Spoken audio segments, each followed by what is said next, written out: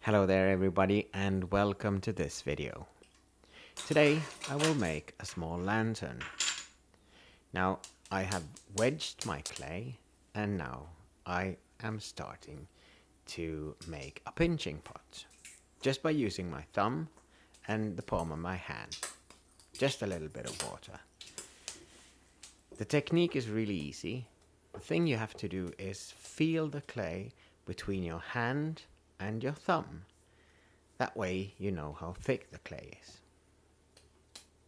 Now this lantern is going to be for tea lights, or as we call them in Finland, lämpökynttilä, or in Swedish, värmeljus. It would be translated something like heating candles. It's really cold and dark here now, so this will be just perfect for the cold winter nights.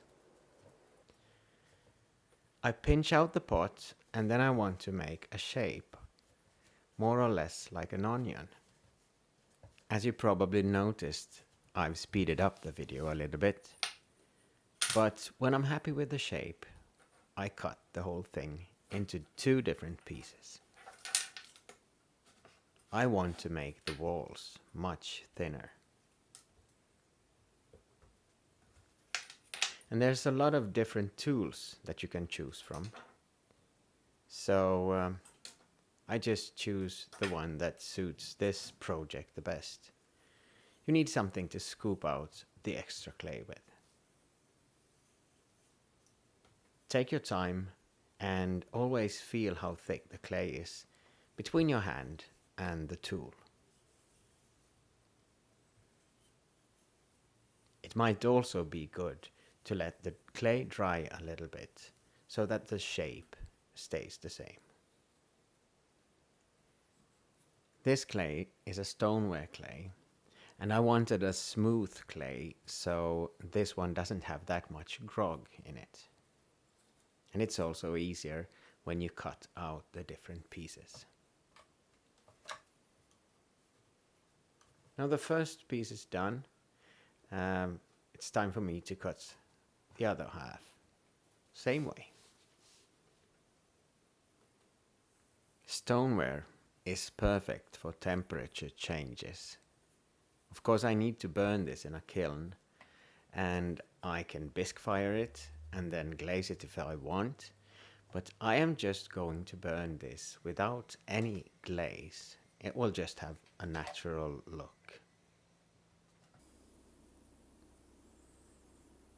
It's time to attach the two different pieces. I check them out, and then of course I need to slip and score.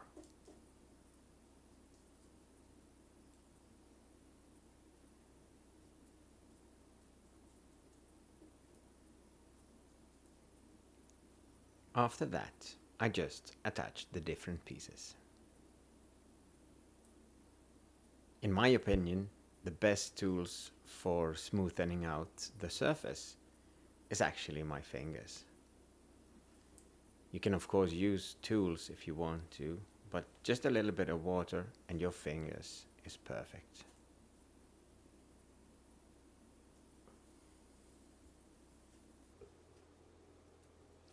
One thing that you have to remember is the hole for the candle should be much bigger than you think, because most clays will shrink at about 10% shrinking rate.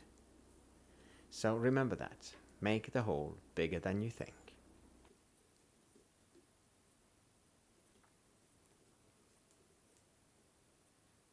By using a small wooden tool, I can smoothen out the inside of my lantern if I can't reach there with my fingers. And now it's time to cut the hole a little bit bigger so that the candle actually will fit. This onion shape is a very basic shape, but of course you can make all kinds of shapes as a base for your lantern.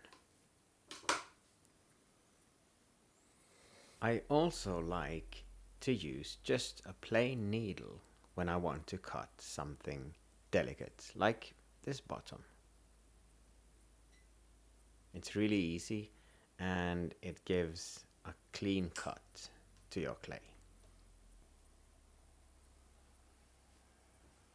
It's now time for the second stage in making a lantern. You need, of course, some holes to let the light out. I like to draw the holes first, so I know what the design will look like, and after that, remove the clay. I just use a needle tool, a wooden stick, or a needle, a little bit depending on what kind of clay you use.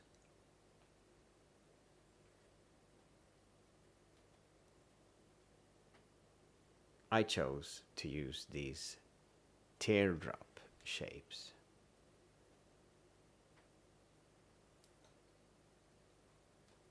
If you think that your clay is too wet, it's really good to leave it for about 1 or 2 hours.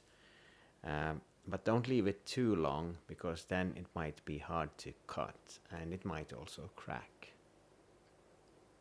Just before leather hard is really good.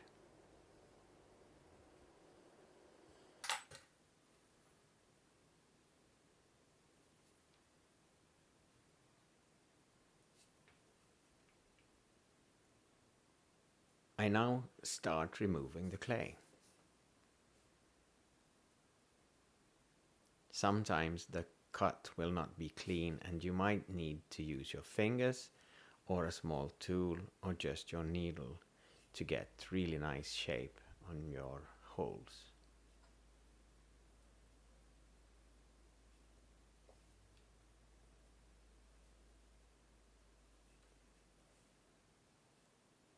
So now I just work the whole way through and all around my lantern.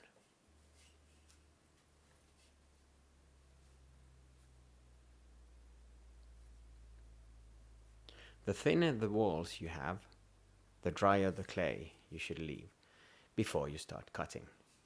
Otherwise, it might lose its shape. I wanted to make a small bottom, a plate for my clay, so I just used a rolling pin and rolled out a small slab, and now I just cut it so it will fit underneath my lantern. This is of course optional, but I think it's good when you are playing with fire. Today is November the 17th, and the sun rises at 9 o'clock in the morning and sets at 3:30 in Finland, so we need a little bit of light. I do some finishing touches with my tool, and I might also clean it out from the inside. I use a needle for the holes and a little bit of my fingers and water, and also when it's dry or almost dry, it's easy to clean out the extra clay.